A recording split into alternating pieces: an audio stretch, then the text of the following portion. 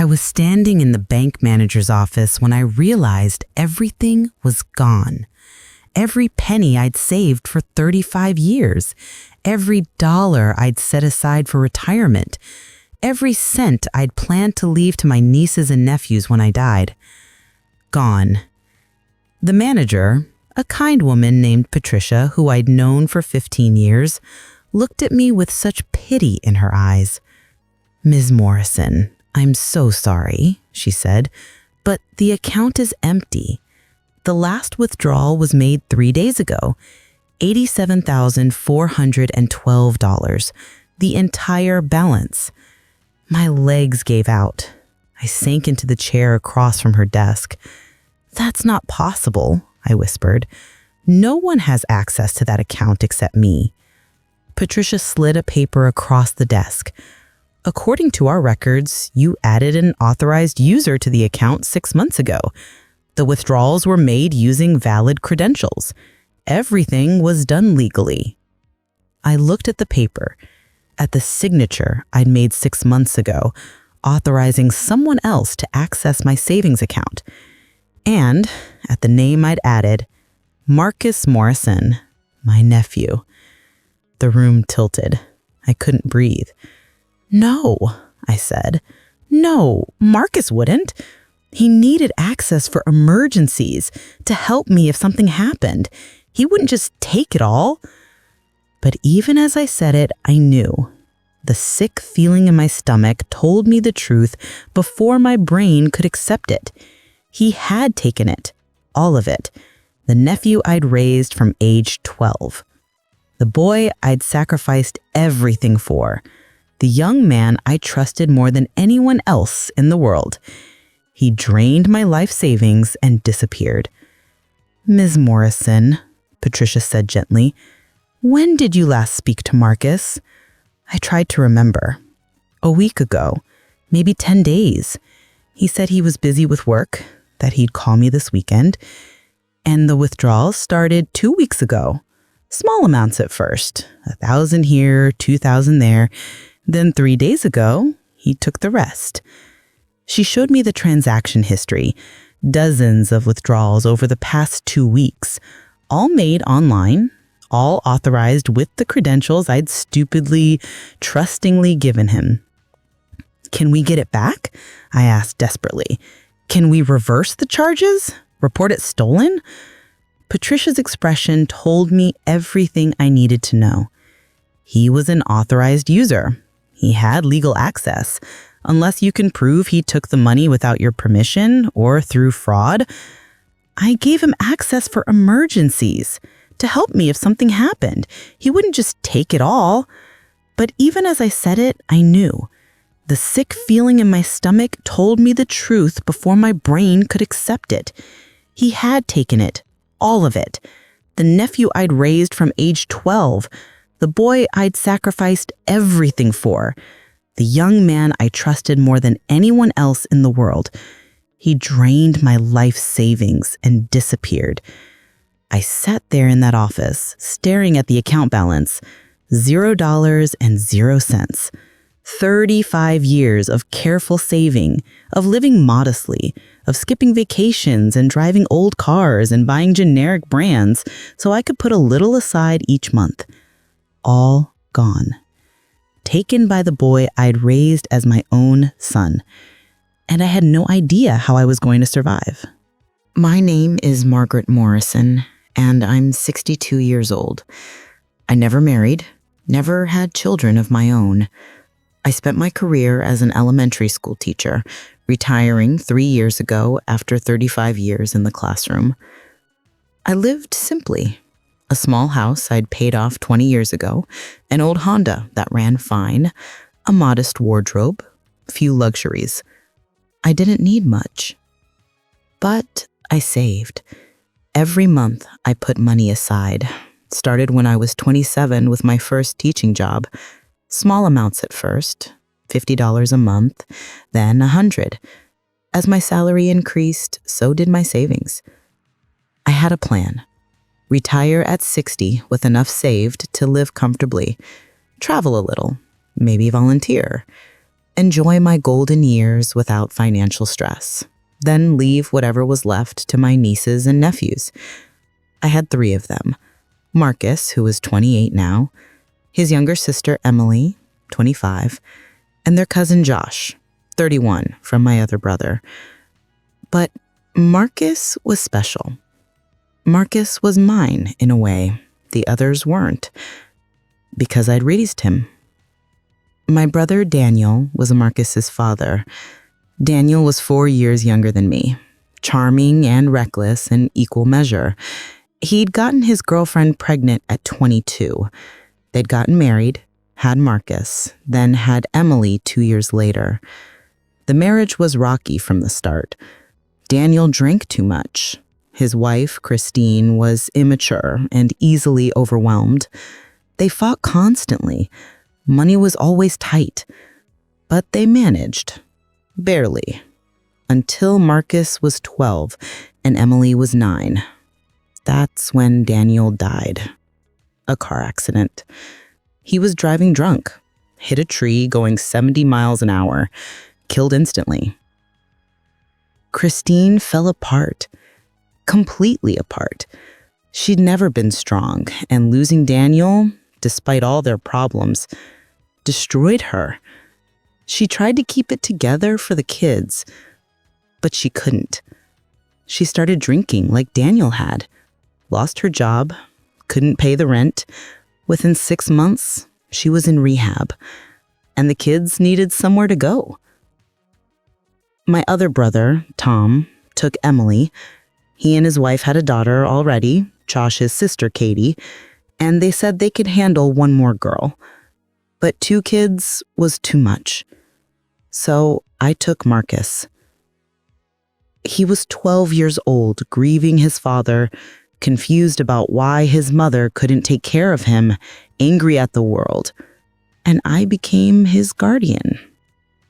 I'd never planned to be a parent. I was 46 years old, set in my ways, living alone in my small house with my books and my routines. But Marcus needed me, so I made room. I converted my office into a bedroom, learned to cook meals a 12-year-old boy would eat, went to parent-teacher conferences and soccer games, helped with homework, set boundaries, and forced curfews. It was hard. Harder than I'd ever imagined. Marcus was angry and grieving and acting out. He got in fights at school. He talked back. He tested every limit I set. But I didn't give up. I got him into therapy. I was patient. I was firm but loving. I showed up every single day, even when he pushed me away. And slowly, over months and then years, he came around. By the time he was 15, we'd found our rhythm. He called me Aunt Maggie, not Mom, but there was love in the way he said it. He stopped getting in trouble at school, started doing his homework, even made some friends. He played basketball in high school. I went to every game. He was good, too.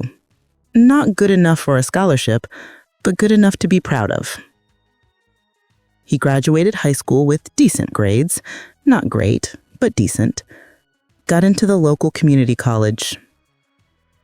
I was so proud of him. This boy who'd lost his father, been abandoned by his mother, raised by an aunt who had no idea what she was doing. He was going to be okay. I paid for his community college. Books, tuition, fees. It cut into my savings, but I didn't mind. He was my boy. I wanted him to have opportunities. He lived with me through college, commuted to classes, worked part-time at a sporting goods store. We had dinner together most nights, watched basketball games on TV, fell into a comfortable routine. His mother, Christine, sobered up eventually. She moved to Arizona with a new boyfriend, sent cards on birthdays and Christmas. Called occasionally, but she'd missed too much. Marcus was polite to her, but distant. I was the one who'd raised him. Emily, his sister, stayed with Tom and his wife. They and Marcus stayed in touch, but weren't especially close. Different households, different lives. They saw each other at holidays and family gatherings, but that was about it. Marcus transferred to State University after 2 years of community college. I helped him move into the dorms, kept paying his tuition, sent him care packages. He called me every Sunday, came home for breaks, brought his laundry and his stories about classes and friends and the life he was building. I was so happy for him, so proud. He was becoming a good man despite the rough start. He graduated with a degree in business, got a job at a marketing firm in the city about an hour away, got an apartment with roommates. I missed having him in the house, but I was glad he was launching, becoming independent. That's what you want for your kids, right? Even when they're not technically your kids. He still called regularly, came home for Sunday dinners once or twice a month, remembered my birthday, sent me flowers on Mother's Day with a card that said, "To the woman who raised me." I cried every time. When I retired 3 years ago, Marcus threw me a party, invited my friends, former colleagues, family. He gave a speech about how I'd saved his life by taking him in, how I'd shown him what unconditional love looked like, how he'd never be able to repay me.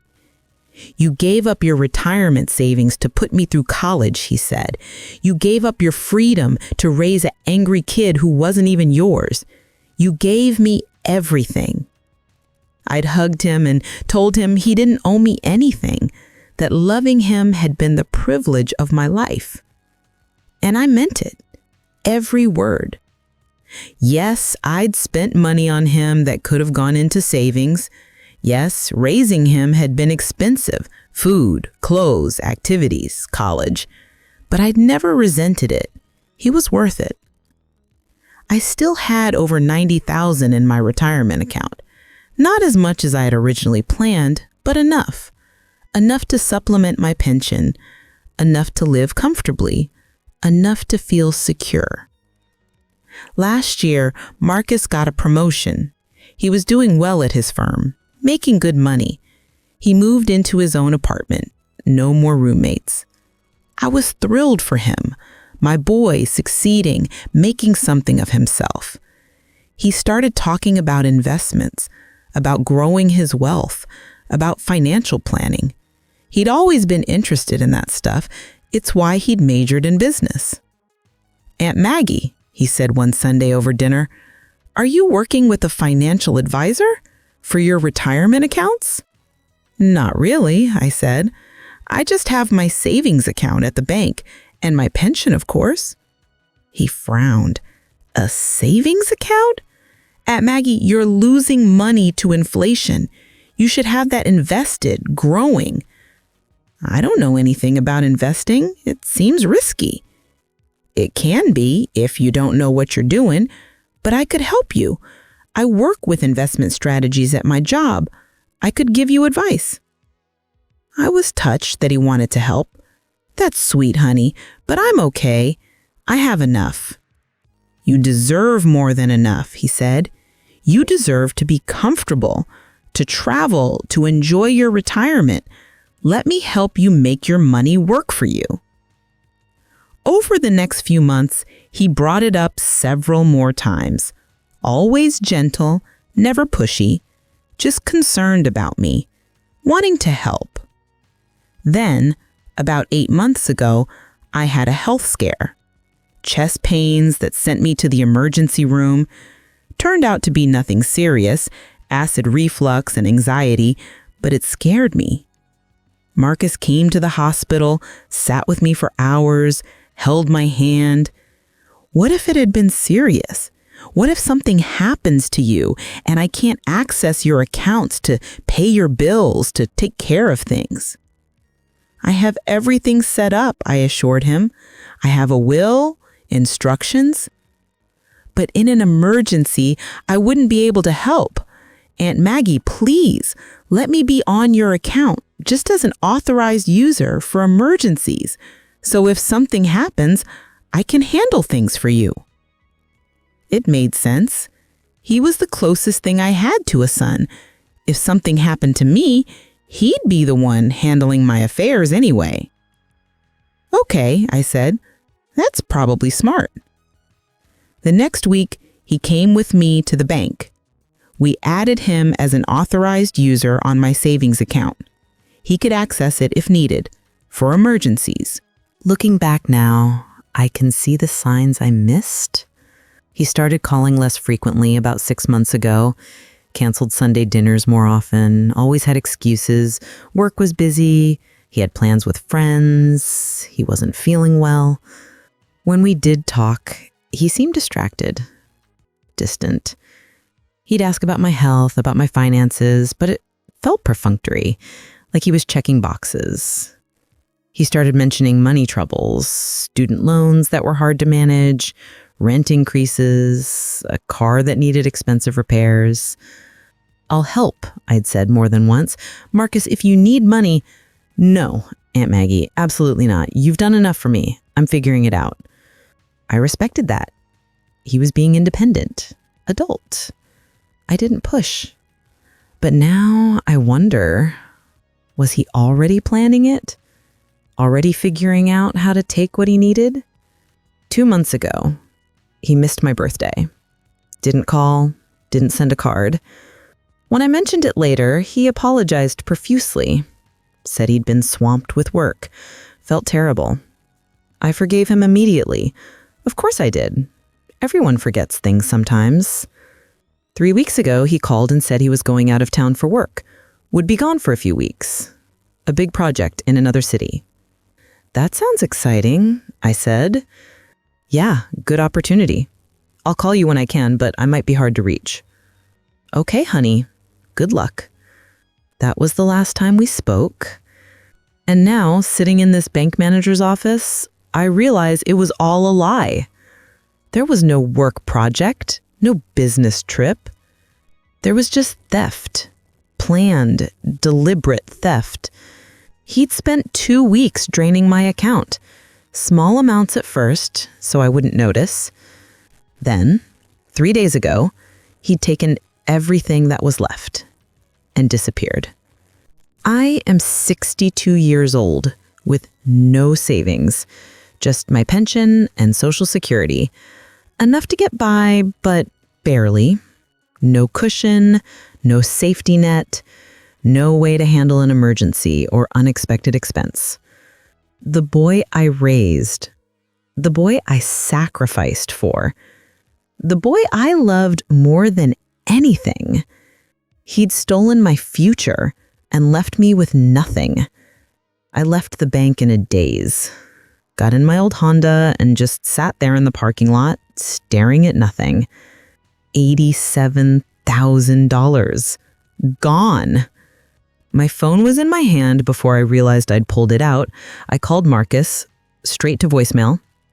Marcus, it's Aunt Maggie. I need you to call me immediately, please. It's urgent. I called again. Voicemail again. Then I texted, Marcus, I'm at the bank. I know about the account. Please call me. We need to talk. No response. The message showed delivered, but not read. I tried 5 more times over the next hour. Calls, texts, voicemail messages that went from confused to desperate to angry. Nothing.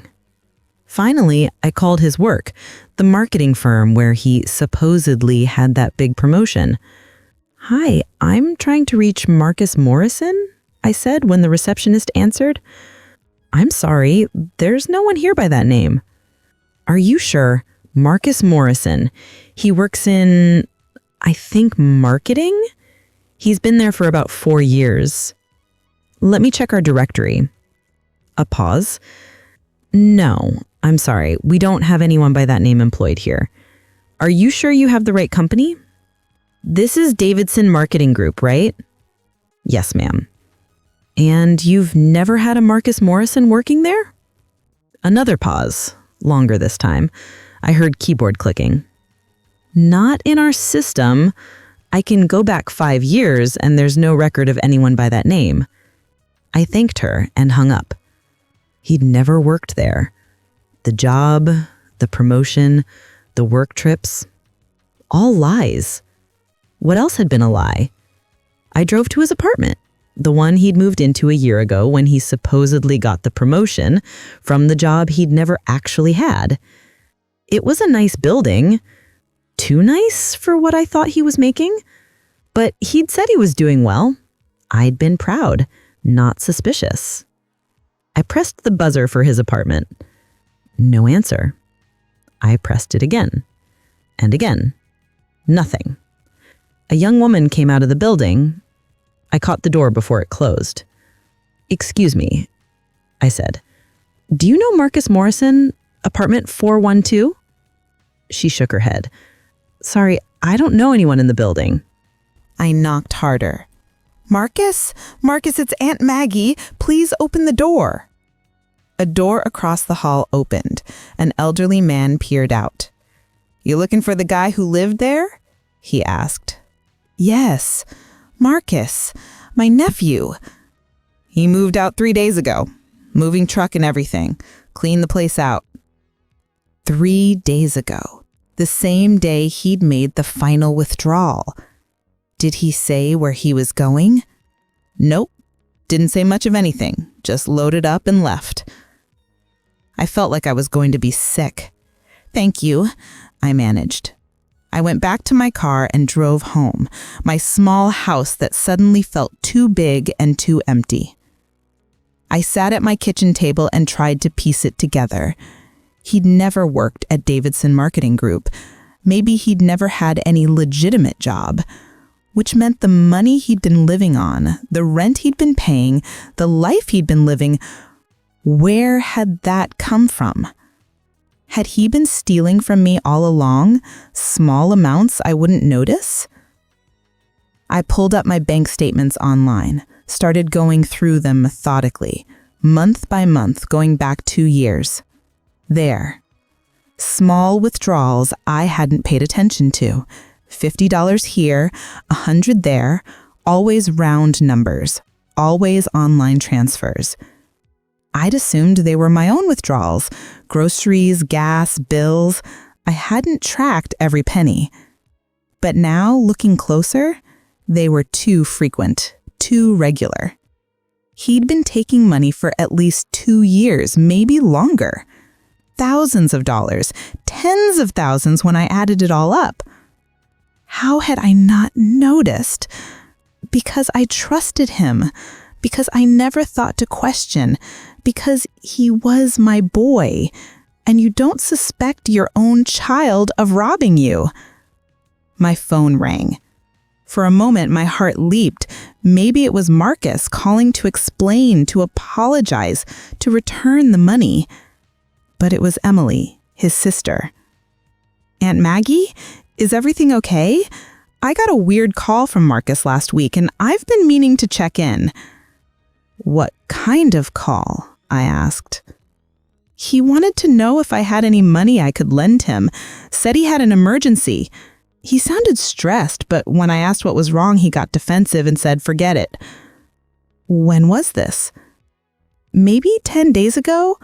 I tried calling him back a few days later, but he didn't answer. Is everything all right?" Should I tell her? I didn't want to. Didn't want to admit how badly I'd been fooled, how stupid I'd been. But I needed help. I needed to find him. "Emily, Marcus took all my money. He had access to my savings account and he drained it, almost $90,000, and now he's gone." Silence on the other end. Then, "What? No, Marcus wouldn't do that to you." "He did. I was just at the bank. It's all gone." "Oh my God. Aunt Maggie, I'm so sorry. Have you called the police?" "Not yet. I just found out a few hours ago. I'm still trying to process it." You need to report it. File a police report. The bank says it's not technically theft because he was an authorized user. I gave him access. But you didn't give him permission to steal everything you have. I know, but legally it's complicated. Emily was quiet for a moment. I can't believe this. Marcus has always been...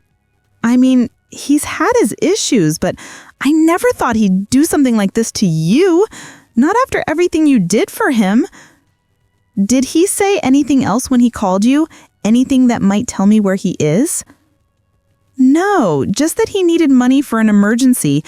I asked if he was in trouble and he said no, just forget it. Then he hung up. After we hung up, I called my other nephew, Josh, Tom's son. Maybe he'd heard from Marcus. Aunt Maggie? Hey, what's up? Have you talked to Marcus recently? Marcus? No, not in months. Why? I told him the whole story. The theft, the disappearance, everything. Jesus, Josh said. Aunt Maggie, I'm sorry. I don't even know what to say. Have you heard anything? Anything at all that might help me find him? No, we're not close. You know that. We see each other at Christmas, and that's about it. He paused. But, Aunt Maggie, I have to tell you something, and you're not gonna like it. What? Marcus came to me about 6 months ago, wanted to borrow money, said he had a business opportunity that fell through and he was short on rent. I gave him $2,000. My heart sank. He never paid you back, did he? No. And when I asked about it a few months later, he got angry, said I was being petty, that he'd pay me when he could. We haven't really talked since. 6 months ago, right around when I'd added him to my account. He must have been planning this for a while, I said. Looks like it. Aunt Maggie, I hate to say this, but you need to accept that the money is probably gone. If he's been planning this, he's probably already spent it or hidden it somewhere you can't trace. I know. After I hung up with Josh, I sat in my kitchen as evening turned to night. I didn't turn on the lights, just sat in the growing darkness. I thought about all the years I'd raised Marcus, the sacrifices I'd made, the money I'd spent on him, not just college, but clothes and food and activities, and the million little expenses that come with raising a child. I'd never resented it, never kept track. He was my boy. That's what you do for family. But he'd been keeping track, apparently, been calculating what he could take from me, been planning how to steal everything I had. My phone buzzed. A text from an unknown number. Stop calling. I'm sorry, but you need to let this go. M. Marcus. He was alive. He had his phone. He was just ignoring my calls and texting from a different number so I'd see it. I called the number immediately. It rang once, then went dead. When I tried again, it said the number was no longer in service. A burner phone, probably. He texted me once to get me to stop calling, then ditched it. I texted back anyway. Marcus, please, I just want to understand. Why did you do this? What happened? I sat there with my phone, waiting for a response that didn't come. Around 10 p.m., there was a knock at my door. I looked through the peephole. Emily. She'd driven over an hour from her apartment. I opened the door, and she pulled me into a hug. I'm so sorry, Aunt Maggie. I couldn't just leave you alone tonight. She came in, made tea, sat with me at the kitchen table. Tell me everything, she said. So I did. The whole timeline. Adding him to the account, the small withdrawals I'd missed, the final theft, the fake job, the abandoned apartment. He's been lying about everything, I said, for years probably. I thought he was doing so well. I was so proud of him. And it was all fake. Did he have a gambling problem or drugs? Something that would explain needing this much money? I don't know. I thought I knew him, but apparently I didn't know him at all. What about his mother? Have you tried calling Christine? I hadn't even thought of that. Christine, Marcus's biological mother, living in Arizona. They barely spoke, but maybe she'd heard from him. I found her number and called. It rang 4 times before she answered, her voice groggy. Hello? Christine, it's Margaret. I'm sorry to call so late. Margaret? What's wrong? Is it Marcus? Is he okay? At least she still cared enough to worry about him. Have you talked to him recently? No, not in months. Why? What happened? I didn't want to tell her, didn't want to admit to his own mother that he'd robbed me, but I needed to know if she'd heard from him. He took money from me, a lot of money, and he's disappeared. I'm trying to find him. Silence. Then, how much money? Almost $90,000. Oh, Margaret. Oh no. I'm so sorry. Have you heard from him? Has he called? No, not since Christmas. We don't talk much, you know that. If he contacts you, will you tell me? Please. Of course. But Margaret, I'm not surprised. That stopped me. What? Marcus has always been difficult. Even before Daniel died. He's good at making people believe in him. Good at seeming responsible. But underneath, he's selfish. Like his father. He's nothing like Daniel, I said defensively. Isn't he? Daniel was charming when he wanted to be. Made promises he never kept. Took from people and justified it to himself. Marcus is the same way. You don't know him. You weren't there. You're right. I wasn't. You raised him. And I'm grateful you did. But Margaret, don't let him fool you into thinking this is out of character. People don't steal $90,000 on impulse. He's been planning this, and he'll justify it to himself somehow, just like Daniel always did. We hung up shortly after. I was angry at her for comparing Marcus to his father, but also afraid she might be right. Emily stayed the night, slept in the guest room, the room that used to be Marcus's bedroom. I lay in my own bed, staring at the ceiling, and thought about the boy I'd raised, the angry 12-year-old who'd lost his father, the sullen teenager who'd tested every boundary, the young man who'd finally seemed to get his life together. Had that all been an act? Or had something changed? Had something happened to turn him into someone who could do this? I thought about his phone call to Emily, asking for money, about him borrowing from Josh and never paying it back, about the fake job and the lies. The signs had been there. I just hadn't wanted to see them.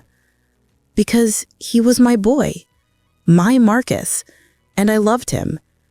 But love, I was learning, doesn't protect you from betrayal.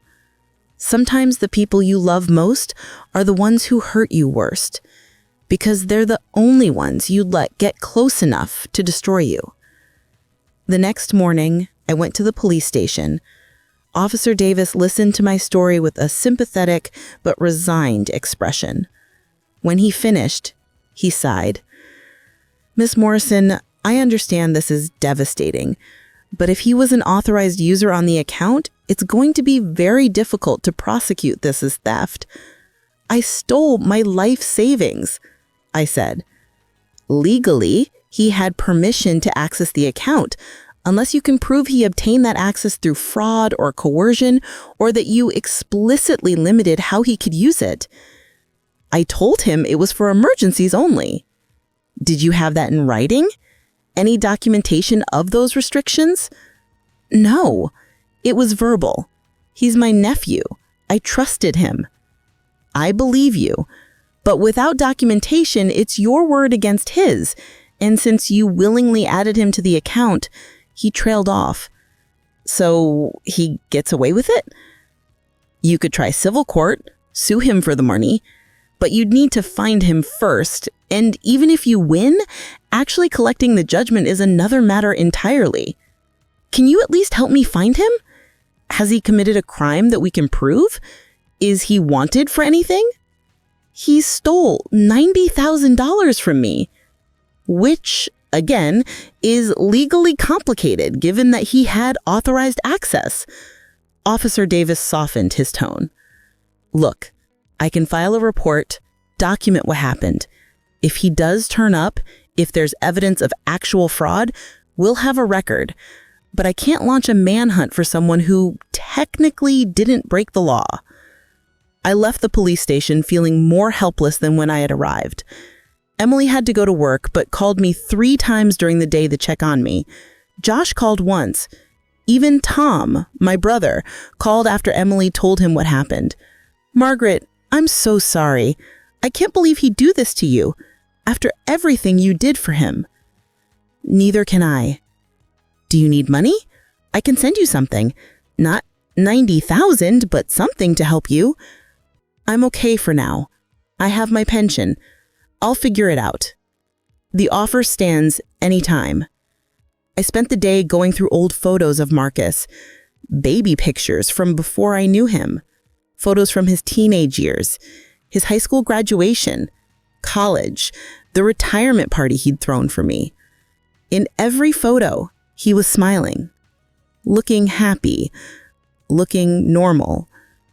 How could someone who smiled like that do something like this? At around 5 p.m., my doorbell rang. I wasn't expecting anyone, thought maybe Emily had come back. But when I opened the door, it was a woman I'd never seen before. Mid-30s, blonde, tired looking. She had a baby on her hip, maybe 6 months. "Are you Margaret Morrison?" she asked. "Yes." "Can I help you?" "I'm looking for Marcus Morrison. I was told he lived here." My heart started pounding. "Who are you?" My name is Stephanie. I was Marcus's girlfriend. Is he here? No, I haven't seen him in weeks. Come in. She came inside, settling the baby more comfortably on her hip. The baby, a little girl with dark hair, gazed at me with solemn eyes. How do you know Marcus? I asked, though I was afraid of the answer. We've been together for 2 years. We have a daughter. This is Lily. She looked down at the baby. Marcus is her father. The room spun. Marcus has a daughter? You didn't know? Stephanie looked as shocked as I felt. No, he never mentioned you. Never mentioned a baby. Oh my God. Stephanie sank into my couch. He told me you knew. He said you were fine with everything, that you were excited to be a great aunt. I sat down across from her, trying to process this. Tell me everything. Start from the beginning. Stephanie took a breath. We met 2 years ago. He was charming, sweet, seemed to have his life together. He said he worked in marketing. We started dating. I got pregnant pretty quickly. It wasn't planned, but Marcus said he was happy, said he wanted to be a father. When was she born? 6 months ago, March 15th. 6 months. Right around when he'd asked to be added to my bank account.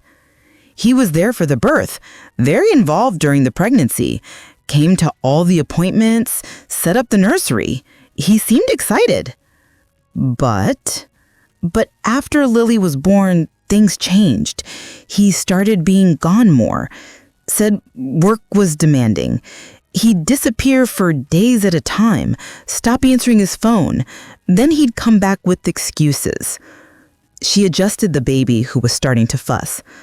The money was weird too.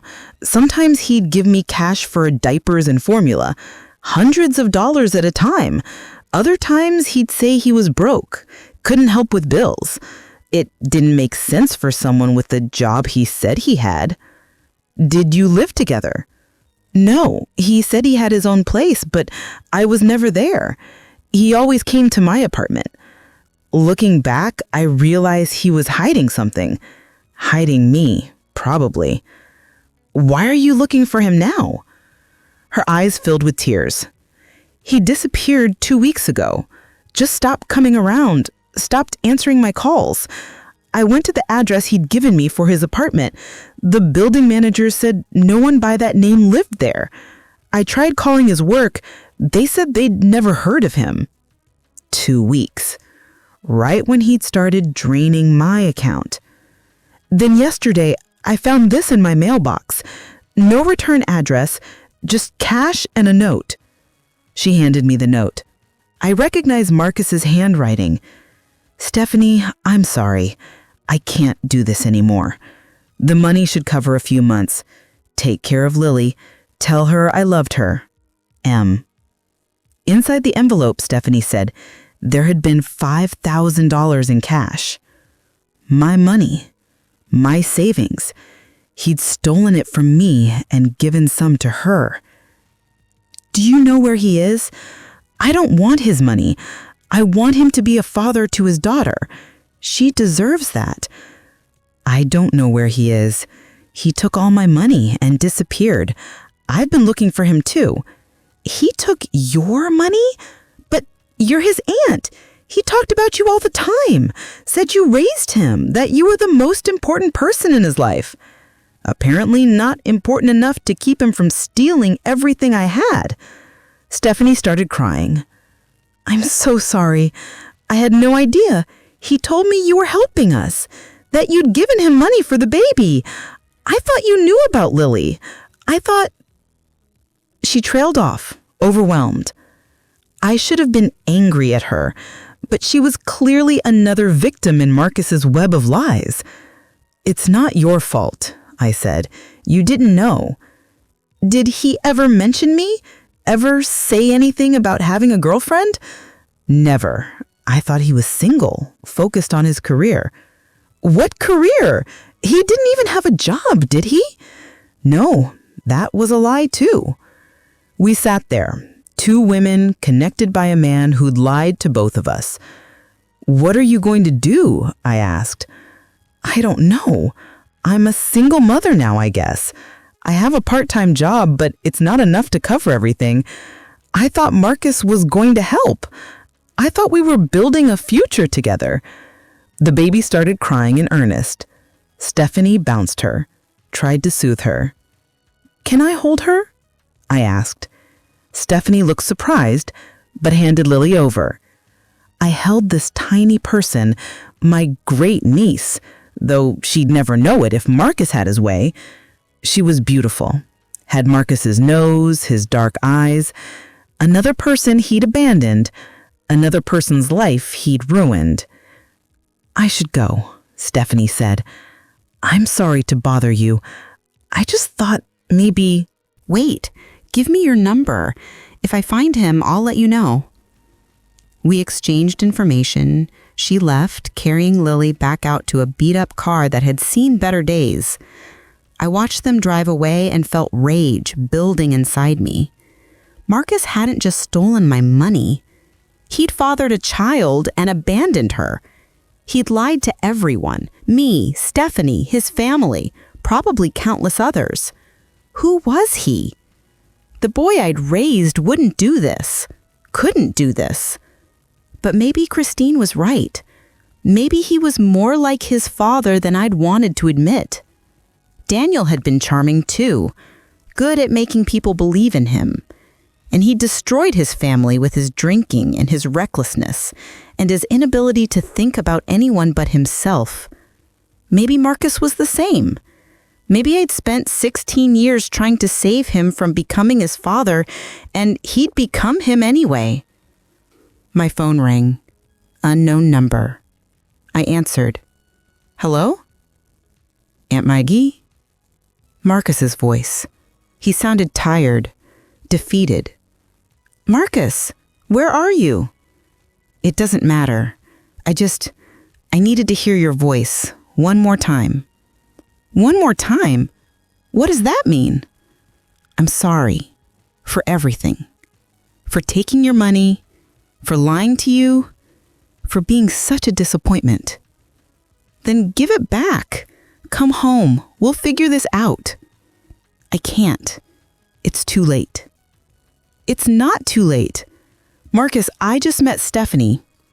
I met your daughter. What are you doing? Why did you abandon them? Silence. Then she told you. She came looking for you. Your 6-month-old daughter, Marcus, how could you just leave her? I can't be a father. I can't be what anyone needs me to be. That's not true. You can. You just have to try. I did try. For years. But I'm broke, Aunt Maggie. I've been broke for so long. The job, the apartment, all of it. I couldn't afford any of it. I was drowning. Then you should have told me. I would have helped you. You'd already helped me so much. My whole life you've been bailing me out, raising me, paying for college, always being there. I couldn't ask for more. So you stole instead. I didn't mean to take it all. I just needed a little to pay off debts, to catch up on bills. But then there were more debts, more bills. And it was so easy to just take a little more. $90,000 isn't a little. I know. It got out of control. And then I couldn't face you. Couldn't face what I'd done. Where's the money now, Marcus? A long pause. Gone. Most of it. I paid off debts, gave some to Stephanie, put some towards something I can't tell you about. What does that mean? It means I'm in trouble. Real trouble. The kind you can't fix. Fear gripped me. What kind of trouble? I owe people money. Bad people. I thought I could invest your money, make it grow, pay everyone back, and still have enough for you. But I lost it. I lost it all. Gambling. He'd gambled with my life savings. How much do you owe? $60,000. They gave me until the end of the month to pay. That's 3 days from now. And if you don't pay, then I'm dead, Aunt Maggie. They've made that very clear. My blood ran cold. Come home. We'll figure it out. We'll get help. There's no figuring this out. I stole from you. I gambled it away. I destroyed everything. And now I'm going to die for it. Don't say that. Marcus, please, come home. I love you, Aunt Maggie. I'm sorry I wasn't the person you deserved. Marcus, wait! But he'd hung up. I tried calling back. The number was disconnected. I called Emily. I just talked to Marcus. He's in danger. He owes money to dangerous people. He says they're going to kill him if he doesn't pay in 3 days. Oh my God. Did he say where he is? No, he wouldn't tell me. What do we do? I didn't know. I genuinely didn't know. The boy I'd raised had made terrible choices, had stolen from me and lied to everyone, and abandoned his infant daughter. But he was still my boy, and he was in danger. And I had to decide if I was going to save him one more time or let him face the consequences of his choices. I didn't sleep that night. I lay in bed thinking about Marcus's words. I'm going to die for it. Was it true? Or was it another manipulation? Another lie designed to make me feel sorry for him, to make me help him one more time. I had spent 16 years helping him, raising him, sacrificing for him. And where had it gotten me? Broke and betrayed. But if it was true, if he really was in danger, around 3 a.m., I got up and went to my computer, started researching. If Marcus owed money to dangerous people, there had to be some trace of it. I went through his social media, what little there was, looked at his friends, his posts from the past year. Most were generic, sports, memes, nothing personal. But then I found something. A photo from 8 months ago. Marcus at a casino, laughing, holding up a stack of chips. The caption, "Feeling lucky tonight." I checked the comments. Several people I didn't recognize commenting, "Don't lose it all this time," and Remember what happened last time, man? Last time? So this wasn't his first gambling problem. I kept digging, found more photos going back almost 2 years. Marcus at different casinos, Marcus at poker nights, Marcus posing with winnings, and then photos where he looked stressed, haggard. Comments like, rough night, and you good, bro?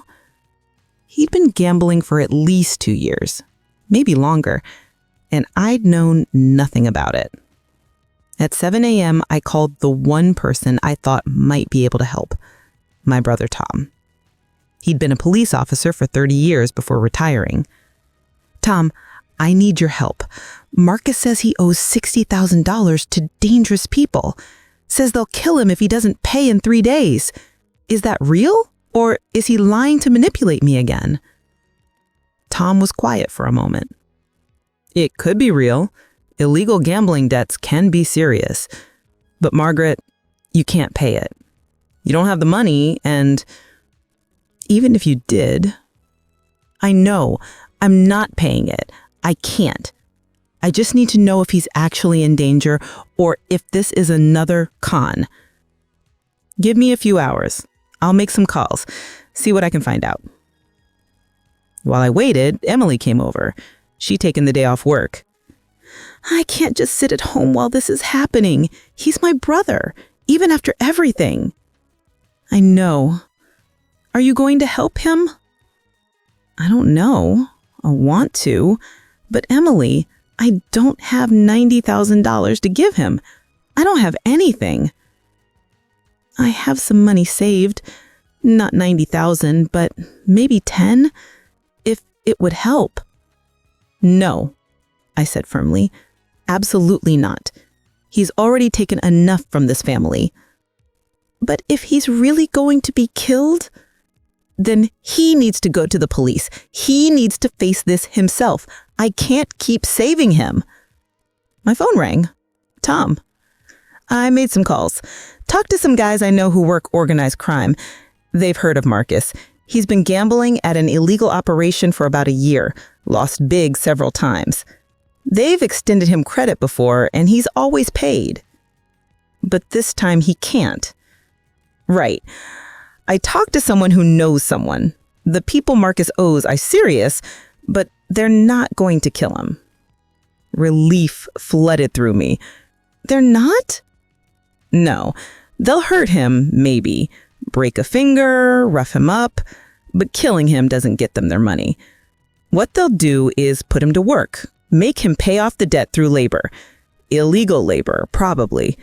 He'd basically be indentured to them until he worked off what he owes. So he lied. Again, he's not going to die. Probably not, though the life he'd have working for these people wouldn't be pleasant. After we hung up, I told Emily what Tom had said. So what do we do? She asked. I think I need to talk to him, face to face. Make him tell me the truth. How? We don't know where he is.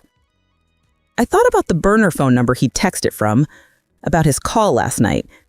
He'll call again. He wants something from me. He'll call. And I was right. That afternoon, my phone rang. Unknown number. Aunt Maggie. Marcus, we need to talk. In person. I can't. It's not safe.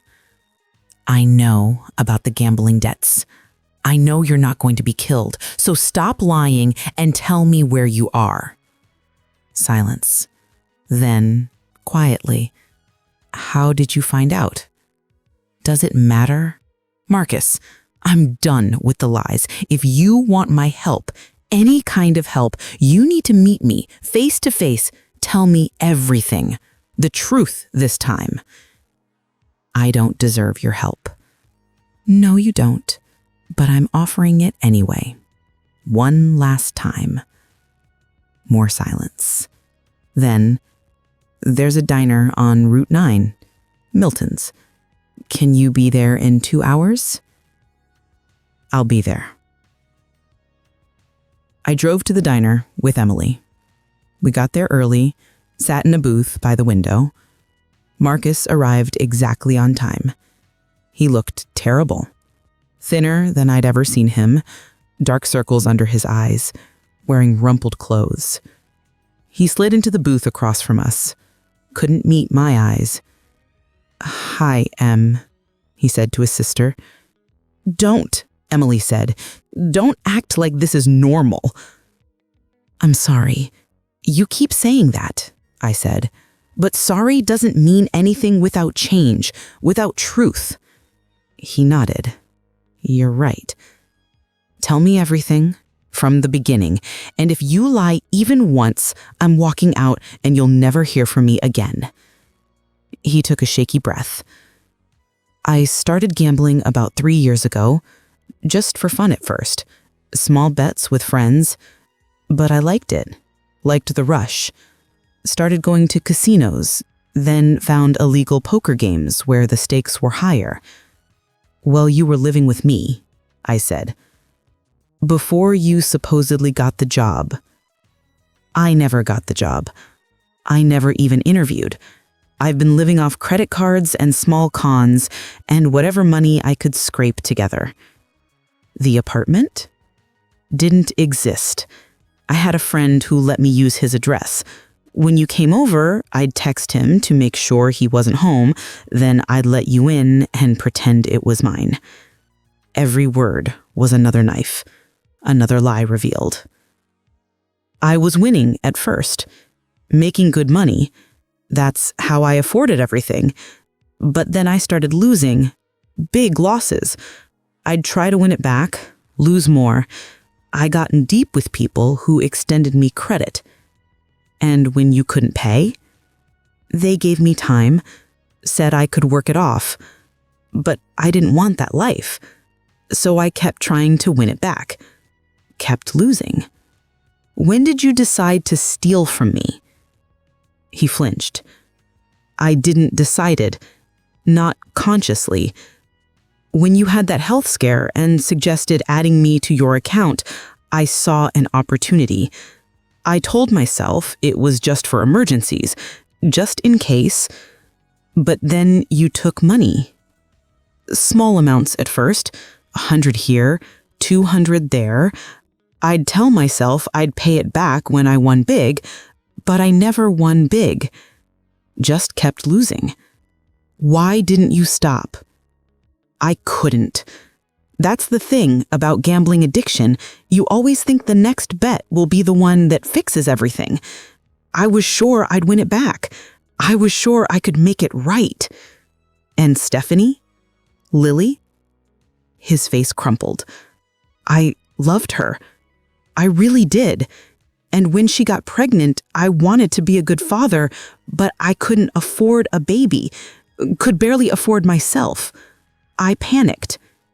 So you abandoned them?" "I gave her money, as much as I could." "My money," I said. "Yes, your money. I'm sorry." Emily spoke for the first time. "Do you love your daughter?" "Yes, more than anything." "Then how could you leave her?" "Because I'm a coward.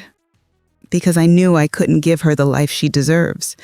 Because I'm broken and I didn't want to break her too." We sat in silence for a moment. "What happens now?" I asked. "You owe $60,000. You have 3 days. What's your plan?" "I don't have one. That's why I called you. I thought maybe you could help me one more time." "I don't have the money, Marcus. You took it all." "I know, but you have the house. You could take out a loan or sell it. Please, Aunt Maggie, I know I don't deserve it, but I'm desperate." There it was, the real reason for this meeting. Not to apologize, not to face the truth, to ask me for more. To ask me to sacrifice the one thing I had left, my home, to bail him out of consequences he created. I looked at this man I'd raised, the stranger wearing the face of the boy I'd loved. "No," I said. What? No. I'm not selling my house. I'm not taking out a loan. I'm not helping you avoid the consequences of your choices. But they'll hurt me. They'll make me work for them. It'll be years before I'm free. Then maybe that's what you need. Maybe you need to face real consequences for once. Please. Aunt Maggie, please. I'm begging you. You stole everything from me. You lied to me for years. You abandoned your infant daughter. And now you want me to give you my home? I'll pay you back, I swear. No, you won't. You've never paid anyone back. Josh loaned you money. Did you pay him back? Stephanie needs help with Lily. Are you helping her? You take and you lie and you make promises you never keep. I'm trying to change. No, you're trying to get out of trouble. That's not the same thing. Emily put her hand on mine. Aunt Maggie's right, Marcus. This has to stop. So what? You're both just going to abandon me? Let me get hurt? We're not abandoning you, I said. We're refusing to enable you. There's a difference. I pulled out a piece of paper I prepared for coming. This is the number for a gambling addiction hotline. And this is the address of a free counseling center. And this is a lawyer I know who does pro bono work. He can help you figure out your legal options with these debts. Marcus stared at the paper. I don't need counseling. I need money. No, you need help. Real help. And I'm offering it. But I'm not offering money. Not anymore. You're my aunt. You raised me. You're supposed to love me unconditionally. I do love you. That's why I'm doing this. Giving you money now would just postpone the inevitable. You'd gamble it away or lose it or use it to avoid consequences, and then we'd be right back here in 6 months or a year. You don't understand what these people will do to me. Then go to the police. Tell them everything. Get protection. But Marcus, I can't save you from this. Only you can save yourself. He stood up abruptly. I can't believe you're doing this. After everything, I interrupted. After everything I did for you, you mean? The 16 years I raised you? The money I spent on college? The unconditional love and support? And you repaid me by stealing my savings account? I made a mistake. You made 1,000 mistakes, and I enabled every single one by always being there to catch you. Well, I'm not catching you this time. This time, you have to land on your own. He looked at Emily. Em, please, you have savings, just enough to... No, Emily said firmly. I love you, Marcus, but Aunt Maggie's right. This has to stop. Marcus's face hardened. Fine, then I guess I'm on my own, like I've always been. You've never been on your own, I said quietly. That's the problem. You've always had someone to bail you out. Me, Josh, probably others I don't even know about. You've never faced real consequences. Yeah, well, I'm about to. He walked out of the diner without looking back. Emily and I sat there in silence. Did we do the right thing? She asked. I don't know, but it's the only thing I could do. I have nothing left to give him. We drove home. That evening, I called Tom and told him what happened. You did the right thing, he said. It's hard, but it's right. What if they really hurt him? Then he'll survive it, and maybe he'll learn something. 3 days passed. The deadline Marcus had mentioned. I didn't hear from him. Didn't know if he'd gone to the police or faced the consequences or run away again. I tried not to think about it, tried to focus on my own situation. I sat down with a financial advisor of free service through the senior center. We went over my pension and Social Security, worked out a tight but manageable budget. I could survive. I'd have to be careful. No extras, no cushion, but I could pay my bills and keep my house. It wasn't the retirement I'd planned, but it was something. Stephanie called to check in, asked if I'd heard from Marcus. No. Have you? No, but I've been thinking, would you want to meet Lily properly? Maybe come over for coffee? I'd like that. I went to visit them the next week, held my great niece and listened to Stephanie talk about her struggles as a single mother. Shh, I'm going to file for child support. Even if he's broke, he needs to be responsible. That's smart. And I'm looking into going back to school, getting my nursing degree. It'll be hard with a baby, but I can't work part-time retail forever. I taught for 35 years. If you need help with homework or someone to watch Lily during exams, I'm here. She started crying. Thank you. I thought you'd hate me because of what Marcus did. You're not responsible for his choices, and Lily deserves to know her family. 2 weeks after the diner meeting, Emily called. I heard from Marcus. My heart jumped. Is he okay? Physically, yes. He's working. For the people he owed money to. Washing dishes at a restaurant they own. They're taking most of his wages to pay off the debt. For how long? He said at least 2 years, maybe longer, depending on how they calculate it. 2 years of his life spent paying off gambling debts. Hard labor for terrible people. Part of me felt satisfied. He was facing consequences. But part of me, the part that had raised him, that had loved him, felt sad. Sad for the boy he'd been, sad for the man he could have become if he'd made better choices. Did he ask about me? I asked. Yes, he wanted to know if you were okay, if you'd forgiven him. What did you tell him? I told him you were managing, and that forgiveness takes time. That's accurate. I hung up and sat with my complicated feelings. Marcus was alive. He was working. He was facing consequences.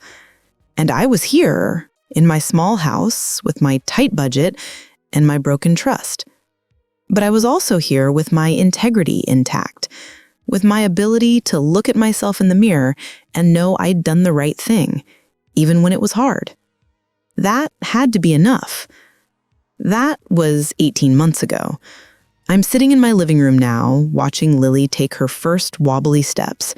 She's almost 2 years old, dark curls bouncing as she lurches from the couch to where Stephanie sits on the floor, arms outstretched. Good girl, Stephanie cheers as Lily collapses into her arms, giggling.